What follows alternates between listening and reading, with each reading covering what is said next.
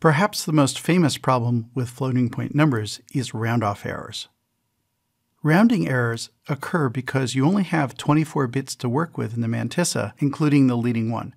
That means if you have all 0 mantissa bits, it's 1.230 base 2. If you have more than 24 bits of value, they won't fit. While this sounds obvious, the implications can be a little subtle. For example, if you have a 32-bit integer and convert it to a floating point value and back, you'll get corrupted bottom bits. Here's an example where the bottom bits are 73 hex. You convert it to a floating point value, you convert it back, and you see the result is 80 hex. What happened there is that the bottom 7 bits got chopped off and the result was rounded. It's still the same floating point value, but you've tossed away 7 bits for the integer. Okay, well that might not be so bad, but when you start accumulating those round-off errors in a consecutive set of computations, the results can be much worse.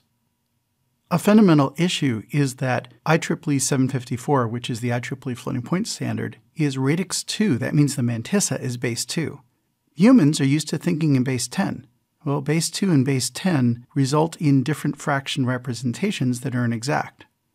The classic example is 0.1, 1/10 in decimal, is not exactly representable as a fixed number of bits in binary. It's a continuing decimal that repeats, which means if you convert 0.1 to a floating point value, you will get an inexact number. On the right is a computer program where all I did was add 0.1 repeatedly and print it out.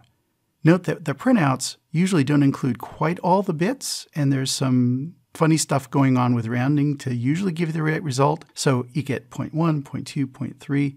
But then around 2.6, you get 2.6, 2.7, and you get 2.79999.